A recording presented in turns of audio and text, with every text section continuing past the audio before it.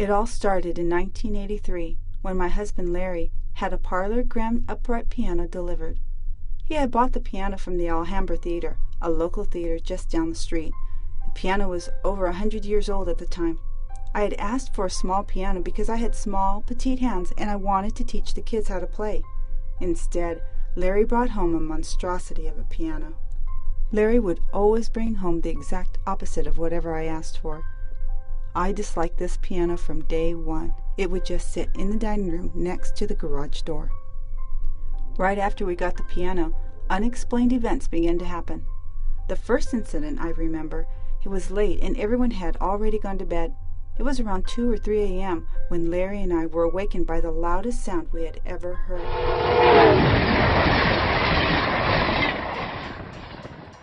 We laid still, frozen from fear, as we both thought that the train, whose tracks were just on the other side of our backyard fence, had derailed and was going to come crashing right through the middle of our house. I asked Larry if he had heard the noise. He replied, "It was nothing. Go back to sleep." I wondered why he would dismiss it. The next morning I had Larry go with me to ask the neighbors to see if they had heard the train. Not a single one said they heard anything. A couple of weeks later, I was walking down the hallway to the dining room when I heard the most beautiful music coming from the piano. I knew that no one else living in the house could play the piano, so I thought that one of Larry's friends had come over.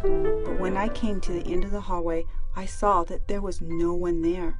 I tried to talk to Larry about these unexplainable events, but it only seemed to anger him and put more of a strain in our marriage. The strain became too much, and Larry left us. Strange events started to happen more and more to let us know the spirits were in my house. Now, I never saw the tentacle-looking arms coming from the piano, but a lot of the guests who stayed with us did. I thought people were just scared of the piano, and because I had never seen these tentacle-looking arms, I never paid much attention to what they said they saw, furthering my denial that the piano might be the reason for the events. There were a lot of incidents with the lights turning on and off, the faucets being turned on in the middle of the night, noises of books dropping or dishes breaking right behind wherever you were standing, but once you turned around there'd be nothing there.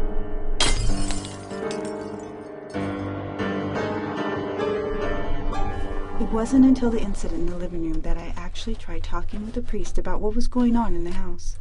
The living room incident was an evening I spent watching movies with the kids. We were all there watching some sort of Disney film when suddenly 2 lightning bolts shot across the ceiling. Several priests denied that ghosts, as they call them, existed, and that we were making up everything that had happened to us. A Catholic priest explained, when a spirit doesn't pass on, they will attach themselves to people or even objects that will be surrounded by love, in our case, the piano.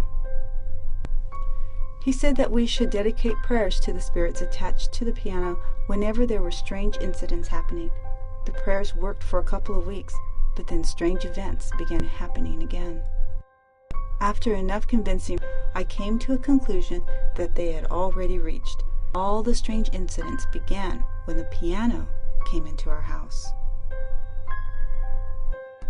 I decided to put the piano in storage, and the strange events in my house stopped almost immediately. About 2 days after the piano was out of the house, my eldest daughter, who was about 14 at the time, said one of the spirits came back and gave her what felt like a kiss on the cheek, and then waved goodbye. Things in my life had drastically changed after the piano came into the picture. My husband of 14 years was no longer a part of my life, even though most would be terrified of the events that took place in my home. Ironically, they kept me sane in a time in my life when I was facing hardships and emotional pain. I'm thankful that I was able to get rid of the piano, but I'm also thankful that the piano came into my life.